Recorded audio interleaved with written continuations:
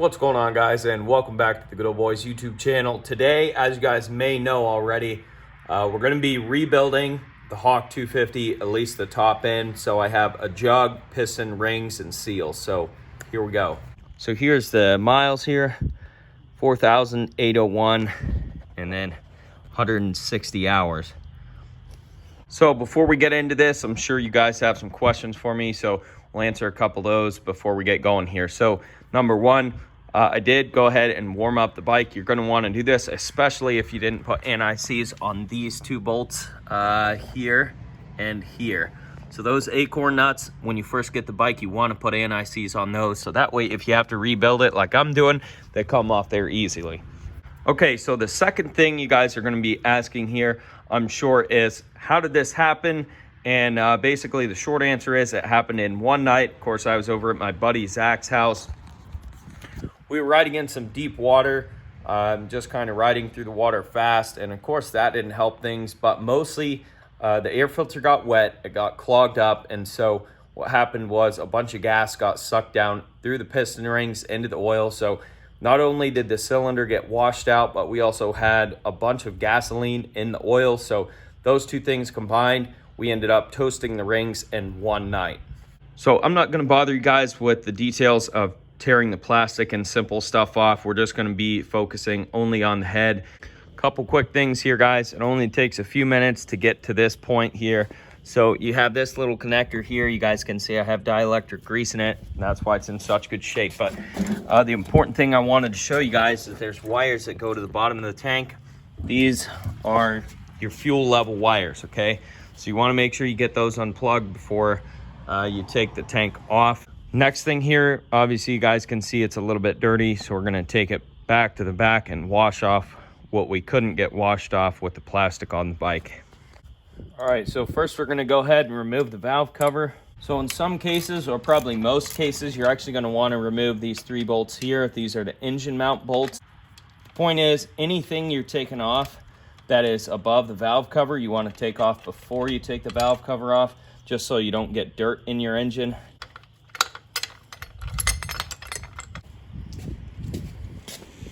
So this is a wire you guys are not going to have unless you have the eBay tachometer on your bikes.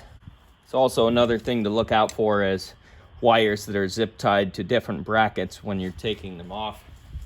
While we're at it, we'll take a couple other things loose, like spark plug wire. We're going to go ahead and undo the carburetor boot that's bolted to the head. So that's off of there. Alrighty guys, so now we're down to the point where we can actually take the head bolts off. So I wanted to point out a couple things here before we move on. Your oil passageway here. So a lot of times on these bikes, the oil passageway will be coming right up through one of these four bolts. You'll more or less just pass it by and miss it if you don't pay close attention to it. But right here, this is your oil galley. So the oil actually comes all the way up through the head, through that bolt passage kind of, and comes out right here. You guys can see the little hole where this little galley is right there. And then if you look at the bottom of your valve cover, you'll notice this hole. So this hole here corresponds with where that bolt head is in the oil galley, and you can see all these little oiling points there. So I just thought I'd show you guys that because a lot of people are concerned about their head gaskets leaking and stuff. And I did want to show you guys. So this right here is your head. This is the jug. And if you look closely, it looks like it's leaking, right? So you can see a little bit of oil stain there, a little bit of oil mixed with mud. And in all reality, guys, that's not a big deal at all. Unless you have a bunch of oil just pouring out of there, you're going to be just fine, right? So if you guys have an issue like this, there's no need to even mess with it. Just run your bike, don't worry about it. A lot of trail bikes, even the Hondas, will do this. So now we're gonna go ahead and undo the exhaust bolts. If you're buying your bikes new, you wanna put anti-seize on there. Look at that. They come right off. Makes things so much easier. Undo this. Okay. There we go. A little bit of a side note here for the exhaust. If you have the original gaskets on here in good shape like these are, you want to be extra careful to keep them in good shape because you can definitely reuse these. I know there's manuals and all sorts of protocols that require you to change these, but if they're not broken, reuse them. 9 times out of 10, this stuff won't leak when you put it back together. So next, we're gonna go ahead and turn this thing over with the Kickstarter until there's no tension on the valves. So a lot of you guys are gonna call that top dead center. All right, next we're gonna go ahead and break the spark plug loose. So I know a lot of people are amazed by this, but this is actually the original factory spark plug that I've been running for 5,000 miles. First things people want to do to these bikes are little mods, which are fine, but half the time the small mods don't make a difference, or you're just kind of wasting your money, kind of like on the spark plug. Now, of course, if your bike's not running right, I could understand if you change the spark plug, but if you don't have any real reason to change something like the spark plug, especially on a 4-stroke bike, I mean, chances are the spark plug is going to outlast the life of the bike. So now we can go ahead and remove the valve train on the bike. Now you're looking to remove the 3 12mm bolts up here. When you remove this valve train, you want to be careful here. All 3 bolts are the same size, so they're interchangeable, but they also, all 3 have a washer under the head. It's kind of like a thicker washer, all right? You also have 2 dowel pins, one on the very back bolt and one on the very front bolt. Those are what the dowels look like. I also wanted to add in here, because of the one bolt being offset in the middle, you cannot put this on there backwards. Next, we're gonna go ahead and remove the 2 push rods. In most scenarios in the automotive world, you are gonna wanna keep track of left and right or front and back. And it's probably honestly a good idea to stick with that practice even on the Hawk 250. Obviously, you also want to have a very safe place to put these parts. You don't want anything falling and breaking or something like that. Okay, so now we have 7 head bolts to remove. That's right. You have 4 under the valve cover, 1 out here, and then 2 more on the other side, which I'll show you guys in a minute here.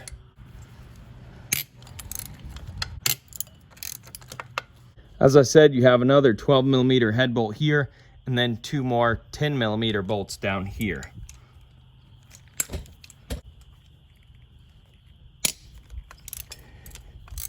They are on there tight, guys.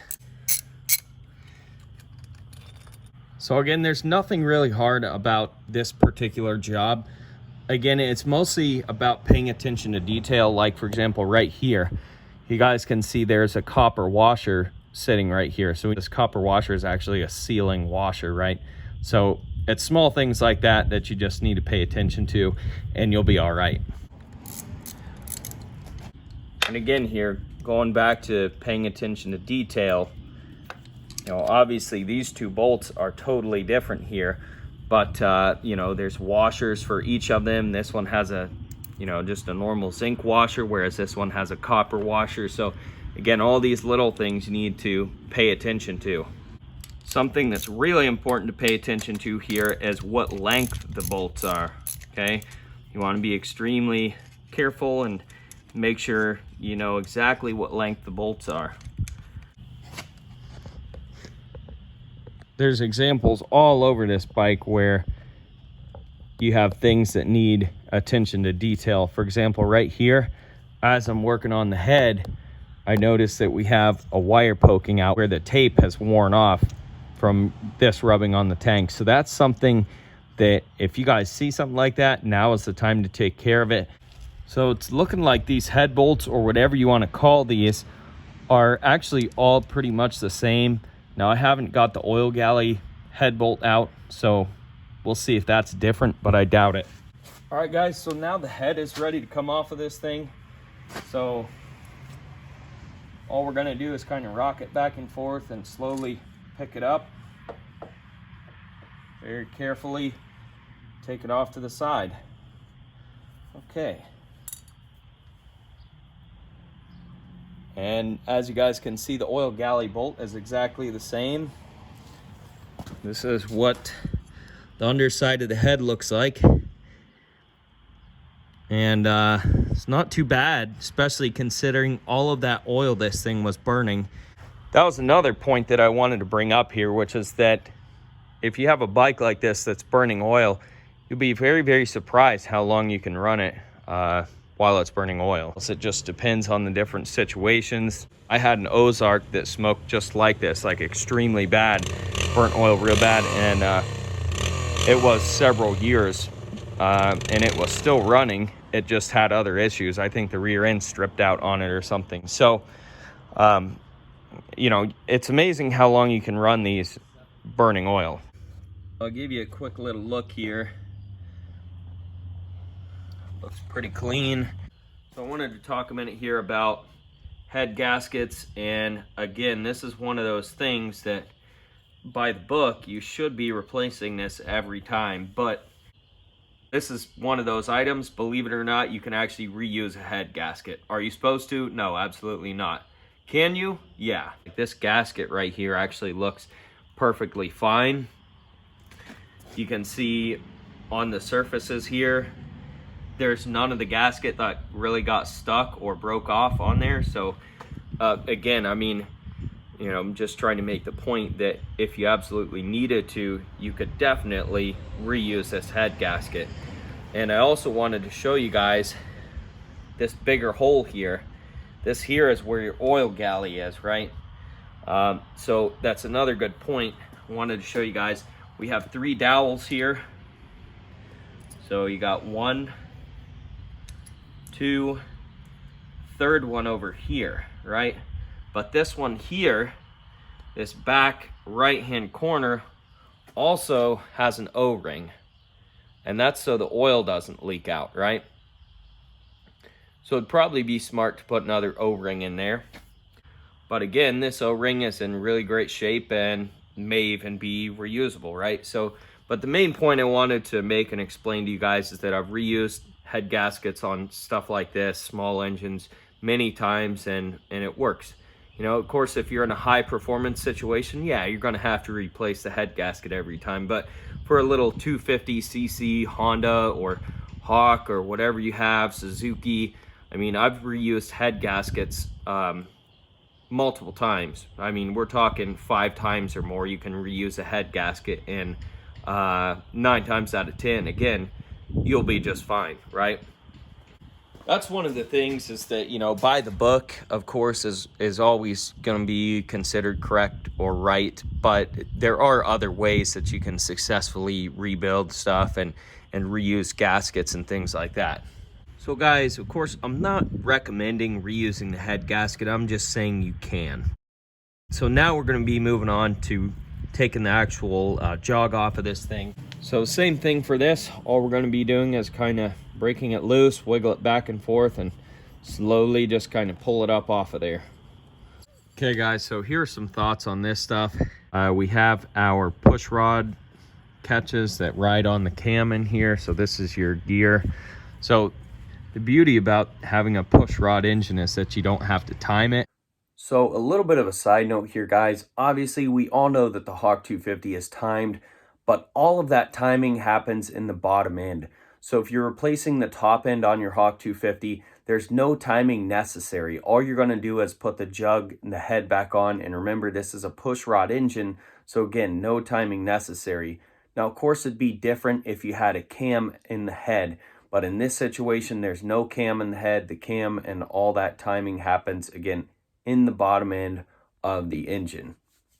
I did want to show you guys a couple more things here. I want to show you the factory honing, which you can see right here.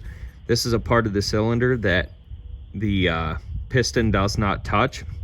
Okay, now if we look up in here further, you guys can see that.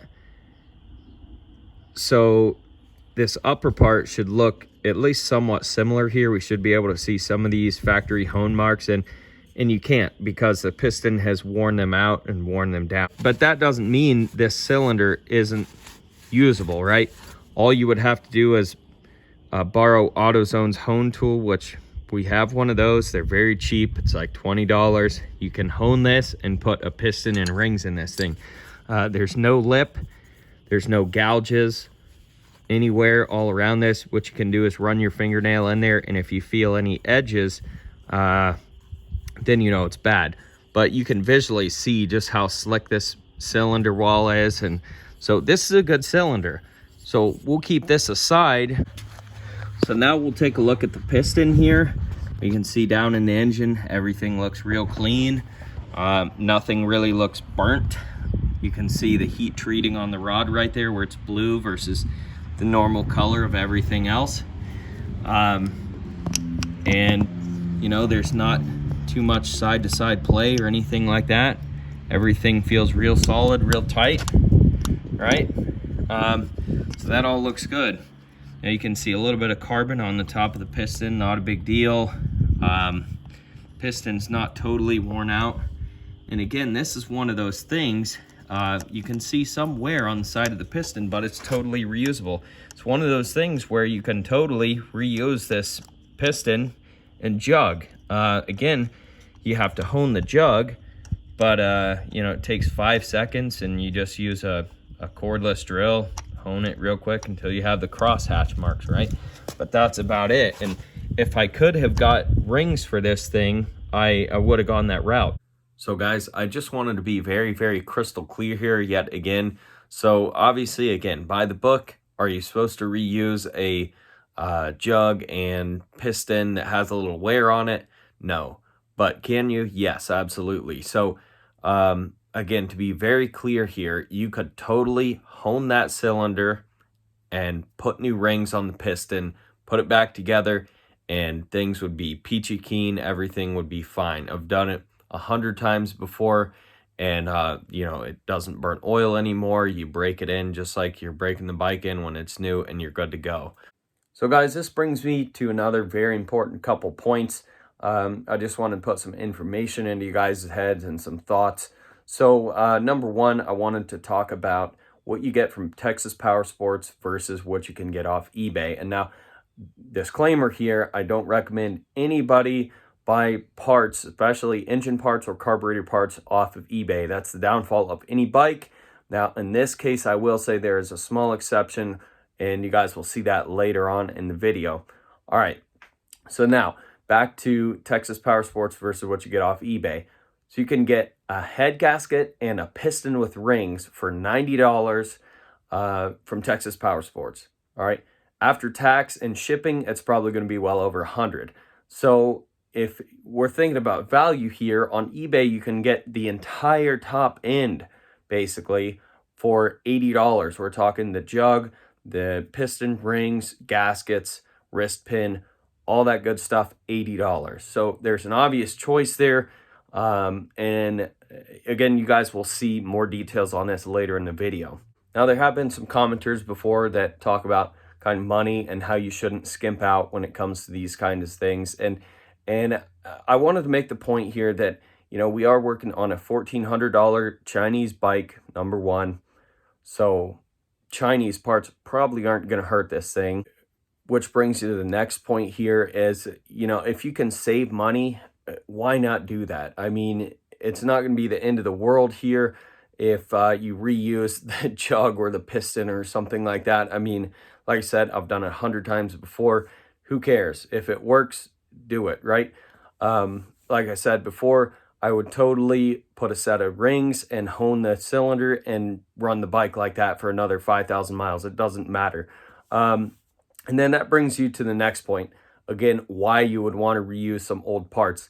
And that's simply for the fact of time. Say you can't get a head gasket, or you forgot to order a head gasket, you forgot to order a piston, something along those lines, and you just want to ride your bike, you want to get it put together. Now, of course, that's probably not a good enough excuse, but again, is it really going to matter? The answer in 90% of cases is no, it's not going to matter. So again, just wanted to make that point. It's not solely about money. And even if you did have $1 million, is it really necessary to put all that money into something that's a $1,400 Chinese bike? And obviously, in my situation, the answer is no. So just be smart with your money, guys. Use your common sense. And there are going to be some naysayers, but don't worry about that. again, 90% of the time you're going to be just fine.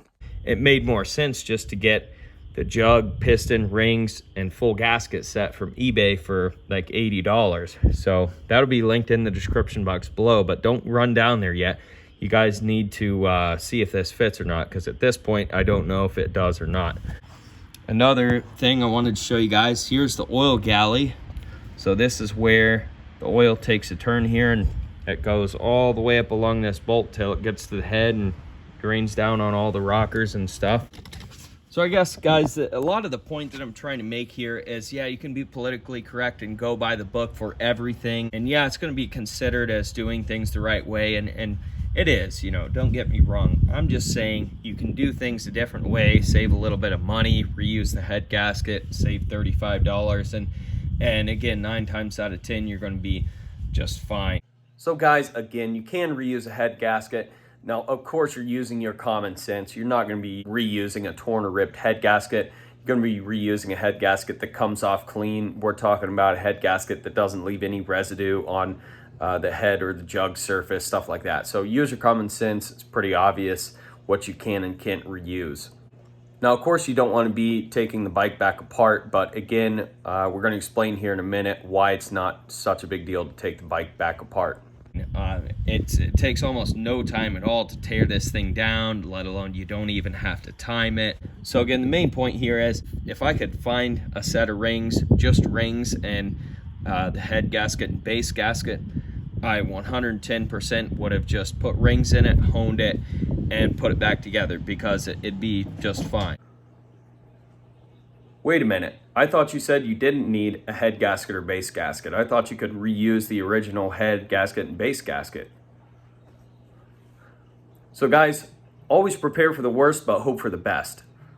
In this situation, when I ordered parts, the bike was still in one piece, and obviously you never know what's going to be wrong with the bike until you disassemble it to fix it, right? So I wanted to make sure if the gaskets tore or anything like that, I'd have gaskets if I needed them. All right, now we're going to go ahead and move on to actually removing the piston here. You're going to want to put some rags down in the holes in the motor. You don't want any of these small pieces of metal or clips falling into your motor. So it's time to go ahead and remove the C-clips or G-clips, whatever you want to call them. So you want to get a screwdriver or a pick. Let's try this side. Have a little more light over here. So what I'm doing here is spinning this C-clip around. So the opening of the C-clip is right here. Hopefully you guys know what I'm talking about. If you're working on one of these, you know. But you can get the screwdriver underneath it like that when you get the edge close to this pocket here, and just kind of work it around like that. You guys heard that thing just sprung out of there. So that's one of the things. You have to be extremely careful of what you're doing here. Alrighty guys, so this is what your C-clip looks like. Again, it just fits right in there. So once that's out, we can go ahead and push the roll pin out of here. So the piston is off. Okay, so another attention to detail thing. You can see IN on this side of the piston. So IN stands for intake, which obviously our carburetor is over here. So that's going to be your intake valve. So normally there is a front and back to a piston. So it's either going to say front or back, or intake or exhaust. And you want to make sure you match those markings up with wherever they're supposed to go, or the direction that they're supposed to go. All right, so again, piston looks like it's in really good shape, has a little bit of wear on it, but overall nothing bad, totally reusable with a new set of rings. You could reuse this, but again, since we have a brand new jug and all that, we're probably just going to throw it all in here. But we are going to need this wrist pin and these C-rings. So we are going to go ahead and take this other C-clip out of here. This time I'm going to put my thumb over this so it doesn't just pop clean out of there. Okay, just like that. So that's the other C pin or C clip that we need. So with that, the bike is completely disassembled. Now all we have to do is clean up the surfaces where the gaskets are gonna go, the new gaskets, and we'll be ready to put it back together. All right, guys, so what we're looking at here is a very, very clean gasket surface, all right? A lot of times you take the head off or the jug off and you have a lot of gasket still stuck on the head or the jug. So basically, you're not gonna wanna sand this. You don't want to do basically anything to it other than wipe it down with a rag and brake parts cleaner. So again, do not sand this stuff, right? It's machined and planed, and you have to be very careful of that. You don't want to mar the surfaces at all. So what I like to do is, you got to be very skilled, but I just take my knife and like this little part here, this gasket, a little bit of gasket that's left, you just barely scrape the surface, right? So that's all there is to it. Just barely scrape it till the gasket comes off. And you guys can take a look there and see no new scratches. You can't even tell I cleaned that off with a knife. All right, and that's what you want to do there, is you want to be very careful not to mar the surfaces or change these surfaces in any way. Again, mostly you just want to take some brake parts cleaner and wipe this down and be done. So this of course applies to all the gasket surfaces, right? The valve cover gasket, the head gasket, and the base gasket. And I know sometimes it is a little bit harder to get around parts like the base gasket around this skirt of the jug here. But take your time, do it right. By the way, there is a gasket still on here, right? But I'm going to leave that because we're not going to be using this cylinder jug. So, so again, just take your time, be easy. Do not mar the surfaces or change the surfaces in any way. All right, I know there's going to be a lot of people that are going to be worried, freaked out about cleaning every last ounce of carbon out of your motor. And I'm here to tell you guys, in the first 5 minutes of you riding it, it's going to look like this again, probably, right? So, again, this is one of those situations where you could get most of this out of here, right? Or a little bit, just like I'm doing here, just get the big stuff, and the rest can honestly stay. This is perfectly acceptable for putting this back together.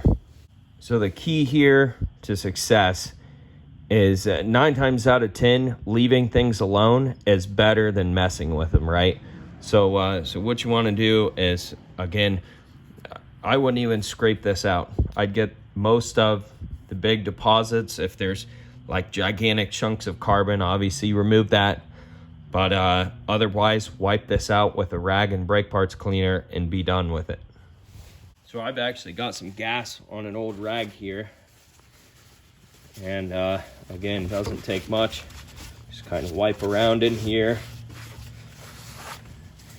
Make sure the head is nice and clean.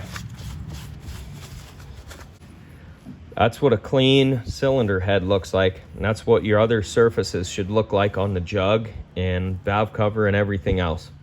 So again, you don't have to go too crazy. You don't have to go nuts on this. Just get it nice and clean. All right, guys, so it's finally time to go ahead and install the new kit. I guess we'll just set this stuff out for you guys and show you. I guess we did actually get a wrist pin. We got a new set of rings. We got a jug, of course. We got a piston. Show you guys the similarities and differences here. The intake stamp. Of course, this one does not have rings on it, whereas the old one does.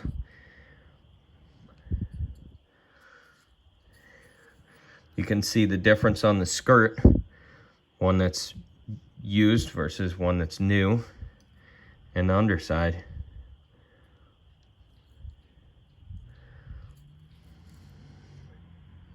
And last but not least, some CG250 base gasket and head gasket. And these look pretty much exactly the same as the gaskets that came out of the bike. So there's one other thing I wanted to touch on briefly here. And and that is quality. So I paid $80 for this stuff, got it from eBay, shipped to me in a week, which is pretty nice. But I wanted to just explain to you guys that if you have a choice, you have the extra resources, I would 110% suggest going with the factory stuff. Now, part of this for me is an experiment for you guys to see how long an eBay jug and piston will last. But you guys can see here, the honing kind of looks like garbage on this cylinder, and it's honestly a little deeper than what I would like to see. But nonetheless, it is there, and we have this now, so we're gonna try it out. But you guys can see this does have some scratches and marring marks on it. Really nothing too serious. So this will seal up just fine, but not stuff you expect to see when you get a new jug and stuff. Although, you know, I shouldn't be complaining too much about it.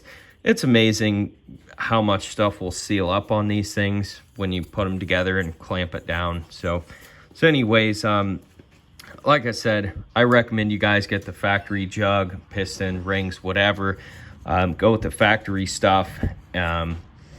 And I have a good feeling that the factory stuff will serve you a little better than this Chinese eBay stuff. Even though this is a Chinese bike, and who knows, this may be exactly the same thing. But like I said, the one thing I did notice is that the honing is cheap. I'll show you guys a close-up of the new one here.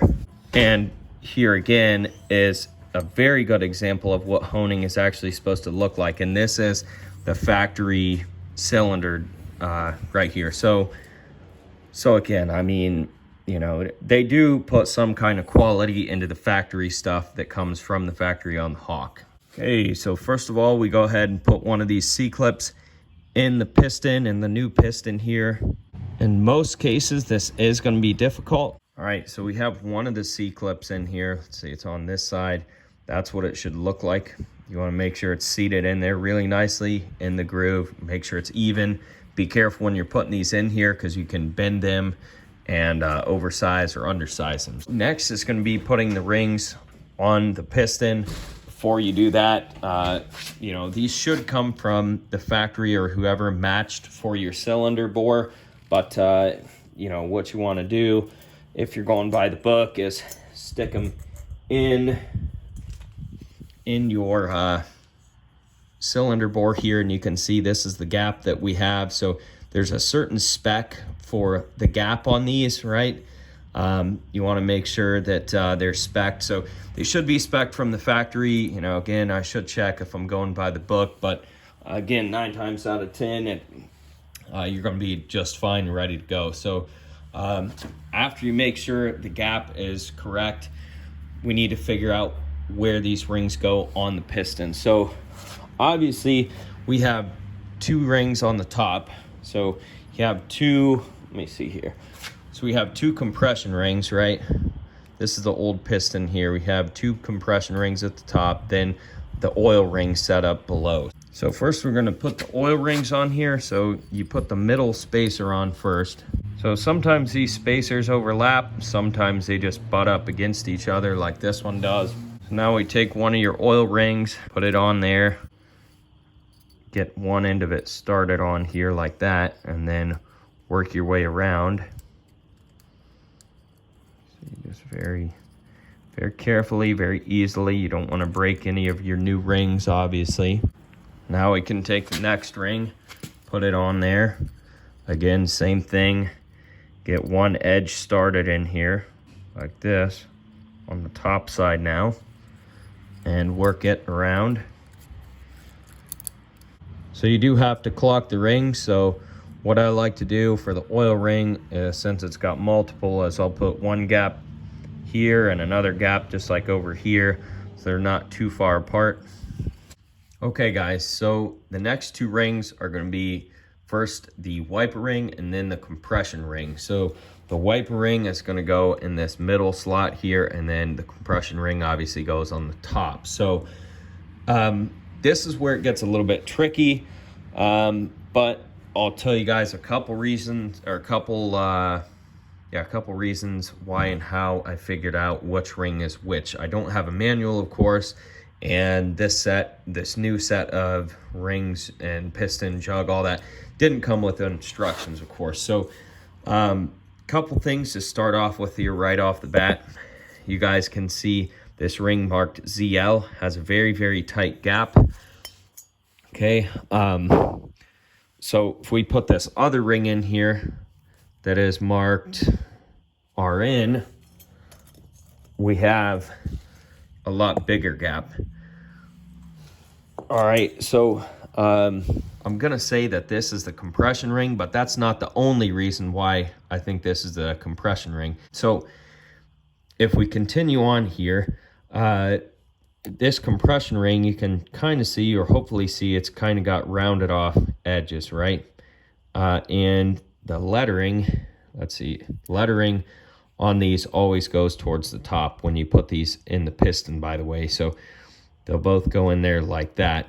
But this compression ring kind of has rounded off edges, whereas the wiper ring is going to be rectangular or kind of skirted off to an angle at the bottom. So if we take a look at this wiper ring here, hopefully you guys can see that. Yeah, there you go. You can see it's very, very square compared to the compression ring, which has rounded edges. All right. Another thing here, just in general, if you're trying to put rings in something and you don't know which is the top and bottom, the wiper ring generally is going to have less tension than the compression ring. So right off the bat here, I can feel that this ring here, which again is the ZL, has more tension when you kind of press on it like that. So, but mostly you can tell the difference for the fact that this is a squared off ring, so it's going to be the wiper ring. This ring has more of a rounded edge on it, so it's going to be the compression ring. All right. So again, when you're putting these on here, the wiper ring is going to go in this middle groove, and you want to pay close attention here. The lettering, or there's a dot on these, sometimes always goes upwards. So we're going to put this on here like this, get it started in the groove here, and then just slowly, easily, carefully work this around here and on. All right, so that's on there. Now, of course, these aren't going to be clocked. We'll clock these when we get closer to actually putting the jug onto this piston. So that's another thing we'll be talking about later on, of course. All right, so again, the lettering on these rings faces up. All right, so get that started, work it around here. So now our rings are on. So once more here for you guys that might be getting this kit. So ZL goes on top with the letters facing up, and RN goes on the bottom with the letters facing up. So now we're going to put the piston on the rod. So I have a couple things here. Number one, the piston with the rings on it, the wrist pin, the C-clip. I have some assembly lube. Now this isn't absolutely necessary. You can put this thing back together with some engine oil. And then, of course, I have the screwdriver to get this C-clip back in. So first of all, the piston, of course, as I mentioned before, IN stands for intake. So we can see the carburetors over here. That's where the intake's coming from. So the intake valve is on this side, and you want the intake side of the piston facing the right way, which is towards the back. Now we take our wrist pin, put some assembly lube on it, can kind of smear this around. We're just going to go ahead and put it in here. You have to get everything lined up. Sometimes that's the trickiest part, but as you can see, it's not too hard. You can go ahead and put the C-clip back in here. All right, next we can go ahead and remove these rags. Go ahead and clean off this surface here. We are going to go ahead and clock the rings. So all you're doing to clock the rings is exactly that. You're just putting each ring in a separate, different position. It's kind of hard to explain to you guys how to clock the ring, so I'm just going to put a picture up on the screen for you guys. Basically, each ring has to be set at about 1/3 apart from the other ring. So for example, I have the compression ring gap over here, the wiper ring gap over here, and the oil ring gap over here. Hopefully you guys can see that. Hopefully it all makes sense. So next we're going to be transferring parts from one cylinder to the next, and it's going to help if you have the cylinders in the same orientation. You know, for example, you don't want to mix up these parts like the push rod actuators here. You don't want to get those mixed up and stuff like that. So it's just going to help to have these things the same orientation. To start off with, we're going to go ahead and remove this. And again, one of those things where paying attention to detail helps out. You can see that it's cut a certain way. So this end is an open cut and this is a closed cut. So you want it to be that same exact way when you put it together. Not to mention, what holds this in is this bolt that goes down through here. It's one of the made head bolts. So we'll just twist this a little bit to start it, to loosening it. You guys can see there's no threads in here. Again, when that bolt goes through there, it goes through that little plug. All right, guys, so the key to getting this apart is to, first of all, get a big screwdriver. You don't want to strip this out. Just twist it around a few times to get it loosened up. All right, then I just got a piece of metal like this, and you're gonna put it between the rocker and the kind of the cylinder wall, the outside of the cylinder wall. Just pry on it. You want to be careful, but you can see it's coming out of there slowly but surely. Of course, if you're reusing your cylinder, this is not a good idea because you're prying right against this sealing surface here. So you want to be very, very careful. All right. And the tension that you're feeling in there is actually from this O-ring here, this sealing O-ring. Hopefully you guys can see that. But of course, you don't want to take this out all the way right away here. You want to be careful because there is a wave washer in here. Hopefully you guys can see that right down in here. And that's what keeps the tension on these. So that's why they don't move around like this just freely. You can also see right here, this is threaded. That's where that bolt goes into. First of all, we again want to be very careful with the orientation and positioning of everything. So this we're just going to call this a rocker. Really it's the push rod actuator, but we're going to call it a rocker. So this one goes on the back side closest to the cylinder wall. So we get that out of there. There's also this wave washer. This is what I was talking about before. It's a wave washer. You guys can see why they call it that. All right, so that goes there next. I don't see or feel any washers or anything along those lines. Okay, this guy goes towards the outside wall next. All right, and then this is what we were trying to get out here. All right, and you guys can see it's not the same on both sides. This side has a little ways before you get to the threads. This side is threaded immediately. So that's why it's so important to pay attention to this kind of thing on the outside of the cylinder head. Double check that there's no more parts in here. You guys can see there's no more washers, nothing along those lines left in here. So now we can start putting our new parts in the new cylinder head. Okay, so first of all, clean up what needs cleaned up. There's not really much cleanup work to do here, other than wipe this O-ring and this thing clean. All right, so it's as simple as that. If you've wiped everything completely dry, which I haven't, but it's good to put some assembly lube on here anyway. It's also good to put some assembly lube on the inside of this cylinder head so the O-ring slips in. All right, so now if you guys put these in the correct orientation, you can put it right back together very simply and easily. So the first actuator goes on there, then the second actuator is going to go on there. But what I'm going to do here to make life easy is put some assembly lube on this wave washer, stick it in here first. If you don't have assembly lube, use some grease, and that wave washer can just stick to the cylinder right like that. It makes things so much easier when you're putting this back together. So now all you do is just shove this thing together, just like so. Now, before I shove this all the way in here, I remember that the open part of this slot goes towards the top of the cylinder head here. So we can use our screwdriver to go ahead and clock this, then pop it in there, okay? And this isn't wanting to stay in here. That wave washer is pushing back. So we no longer have that grit holding this in there. So we're gonna have to remember to push this in when we put that head bolt on there, right? So what I'm gonna do for now to keep that, I'm gonna grab the actual bolt that goes there, just wipe it off, make sure it's clean, and thread it into here.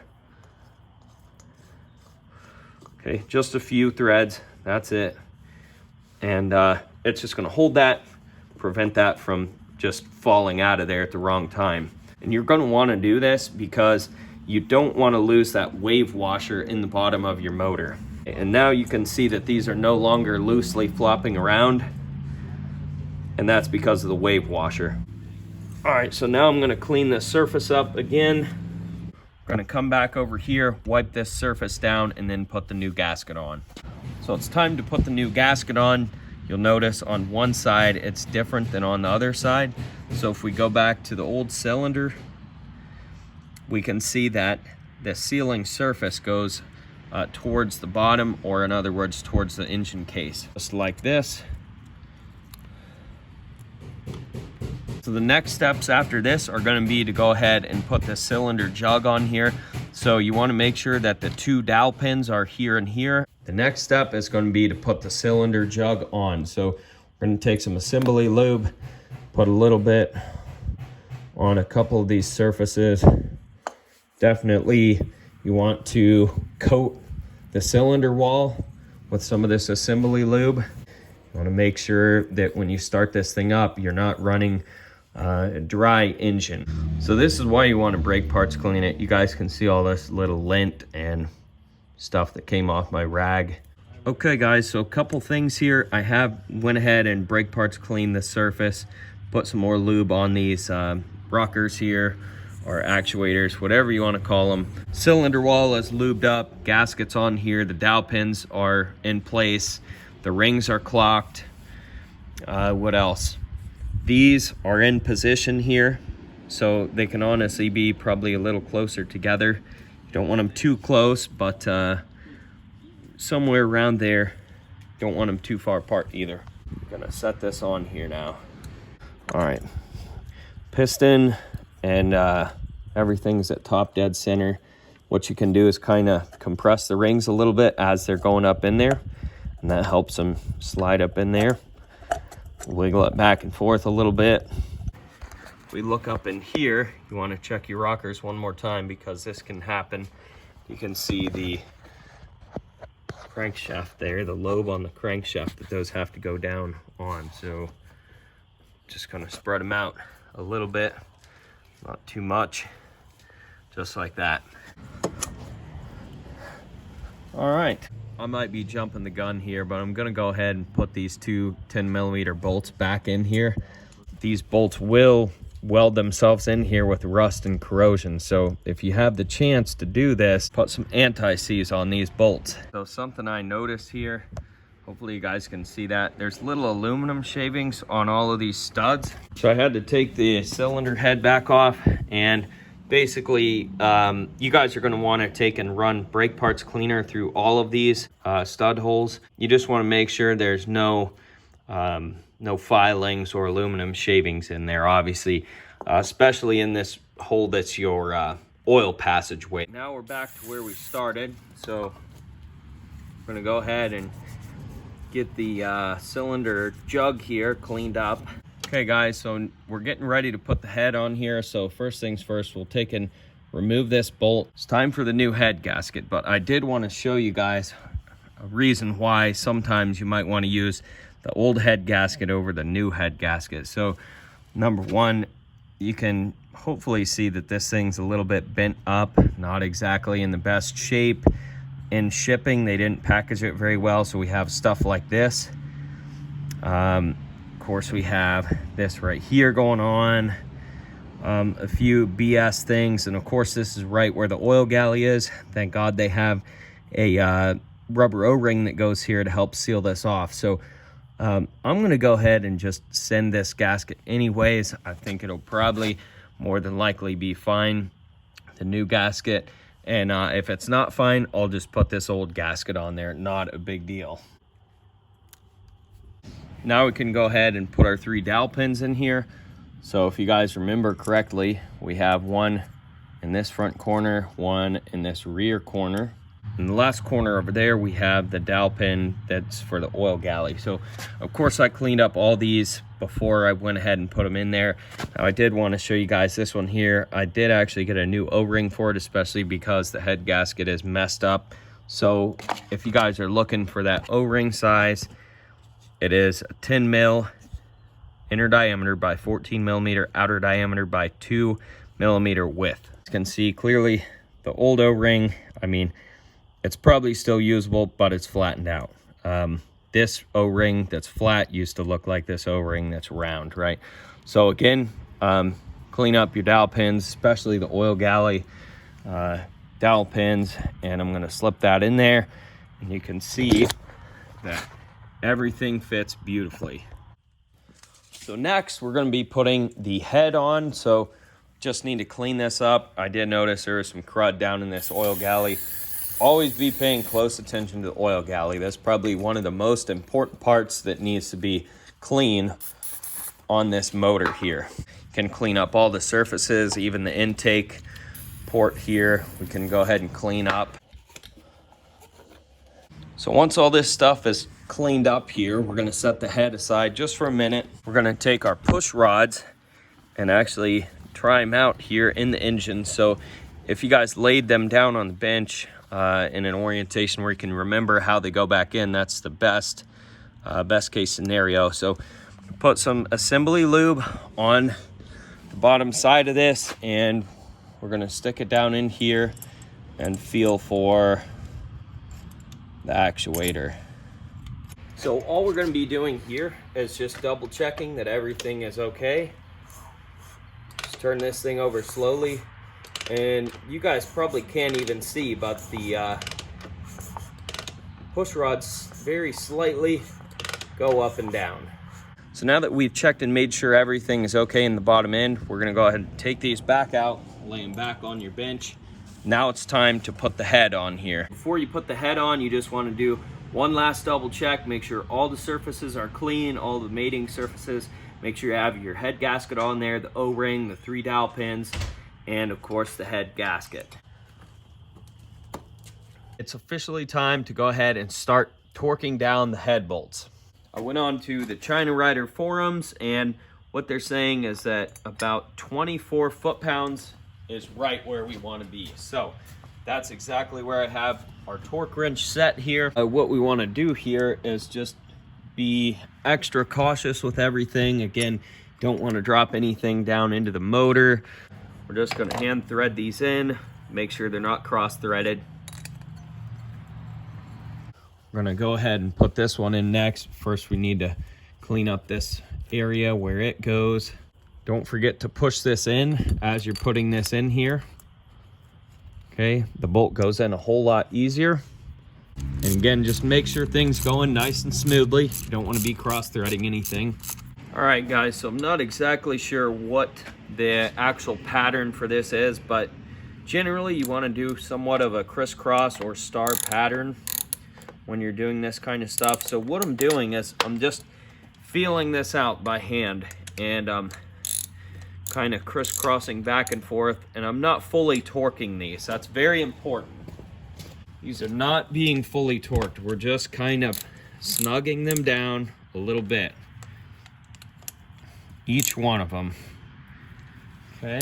As you go, you can snug each of the bolts down a little more in the crisscross pattern, of course. And this is the best way to do this, and it ensures that everything's going to be seated nice and evenly.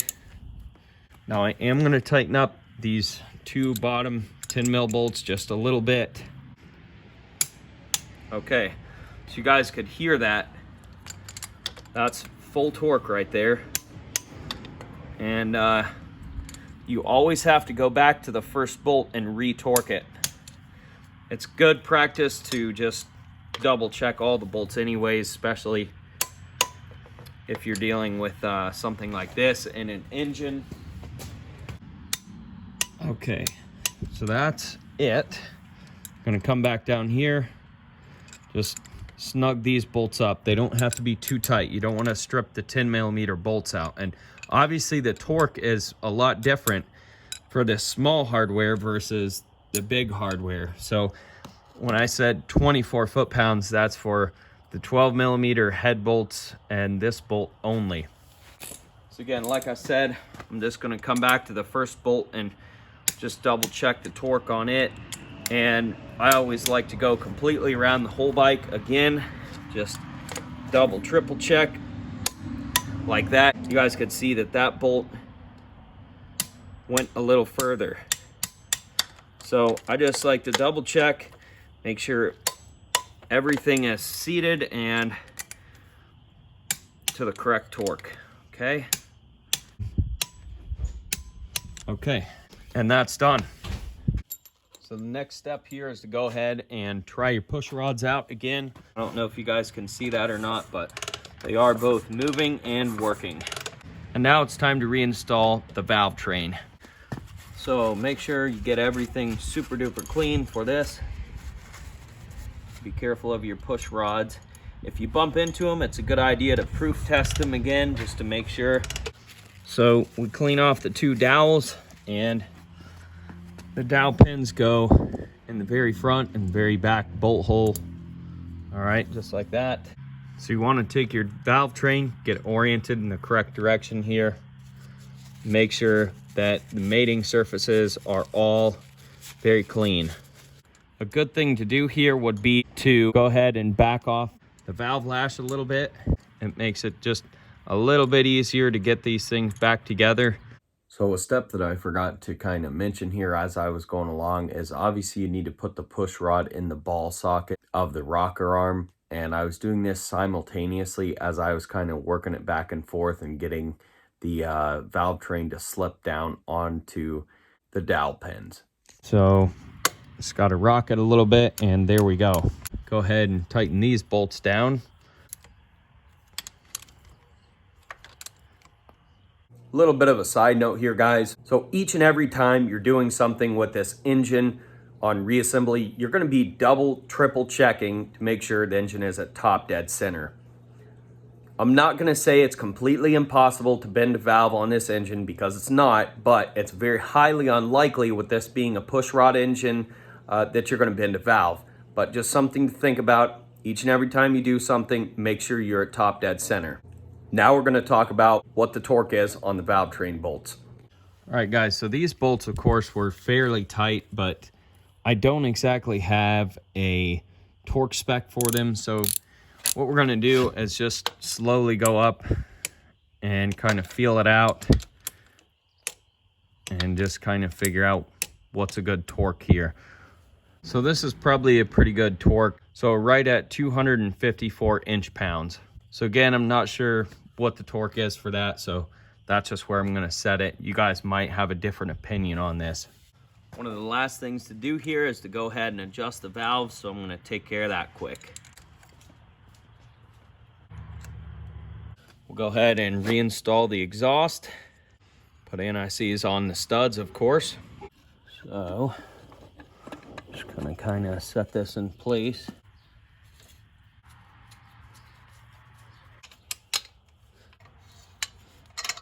Something I didn't touch on that I wanted to talk about is the little round gasket that goes between the head and the exhaust. There's some information on where you can get one of these gaskets on China Rider. Now I'm almost kind of hesitant to kind of drop a link in the description box below, because I personally have not had any experience and don't know how well it fits or doesn't fit. So you guys can go on to China Rider's forums, check it out, see what you think. Now, as far as the gasket that goes between the back half of the exhaust and front half of the exhaust, I'm going to recommend you guys to either reuse the old gasket if possible, or buy some flat exhaust gasket material. And since it's basically a disc shaped gasket, it's just all flat, it should be easy enough to cut a disc shaped gasket out of some flat exhaust gasket material. I was lucky enough to be able to just reuse both gaskets on my bike, so I didn't have any issues with that. I now have 400 miles on the bike and no leaking from the exhaust. This is one of those classic cases of should you replace it? Probably by the book. Should you replace it? Yeah. But can you reuse these old gaskets? Yep, absolutely. Reinstall the spark plug. Boot back on there. We'll clean off the face of this. We're going to go ahead and put this boot back on here, the carburetor boot. So you guys can see there was some rust and corrosion in there. So what we're going to do is go ahead and, you guys guessed it, put some anti-seize on these bolts. So one of the last things we're going to be doing here is reinstalling the actual engine mount bracket here. So I actually want to leave the valve cover off. You guys will see what we're doing with that in a minute, but to prevent dust and dirt from going into the engine, we're just going to kind of set it on here for now.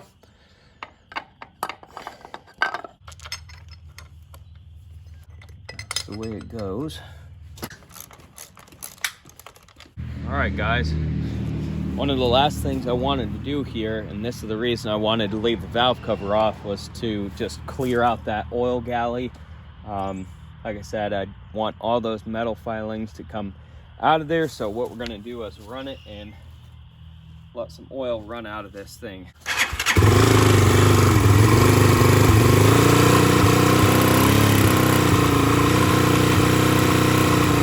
So I know I'm going to get some comments you guys couldn't see, but of course I had an oil pan under the bike. Obviously that's the right way to do things, so don't just be dumping your oil on the ground, okay guys? Now we're going to go ahead and take a little bit closer look at the oil galley. So hopefully everybody could see that. As you can see, obviously this is full now with oil, whereas before it wasn't. So that's where the oil comes up through there, and that's why it's extremely important to keep, at the very least, this head bolt clean from top to bottom in that passageway. So that is it, guys. I'm not going to bore you guys with the details, the rest of the details of putting this thing back together. Basically that's it. You just got to put the valve cover back on in the plastic. So like I said, that stuff's very super simple. And yeah, so that's it for the top end rebuild. Want to thank you guys for watching. Don't forget to rate, comment, and subscribe. Check out that description box below. We'll catch you guys on the next one. Peace. All right, guys, so I'm breaking this thing in now. Hopefully you guys can see some of this smoke coming off the head here. So this is normal. You're gonna have engine oil and anti-seize and all kinds of stuff burning off first couple minutes. And so totally normal. You may also see some smoke coming out of your tailpipe if you heavily lube the cylinder walls and whatnot. So it doesn't matter if you do or not. Eventually it will go away. And you got to remember, if you were burning oil as bad as I was, there's probably also some oil in the exhaust pipe as well that needs burnt out of there too. So I'm actually going to go ahead and reset the trip for you guys. So here we go. Quick little check-in here at the end of the video. 5,200 miles on the bike now, 410 miles on here since I put the new head on, and a few more hours, 171.5. The bike is doing great, running smooth, not burning any oil. You guys can see that the head gasket sealed up. This is where the oil galley is. So no oil leaking from the head gasket, I should say. And the base gasket's doing just fine. As you guys can see, I did change the oil just probably a few miles after I put the brand new top end on here. We can see there's no longer any water or moisture in the bottom end. And I've also gone ahead and modified the air box. You guys can see this clear tube here. That's the crankcase breather tube. There's no moisture in there. And modifying the air box is one of the most important and crucial things you can do to one of these bikes if you don't want to fry the rings like I did on my bike, especially if you're an off-road rider. So I have a video on that. It's going to be linked in the description box below.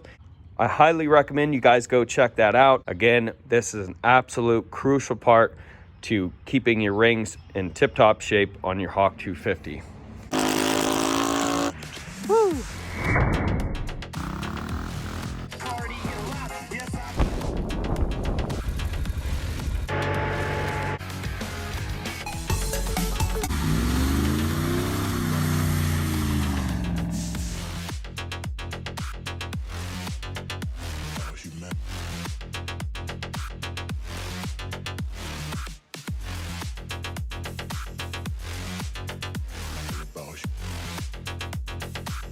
It's all about humanity.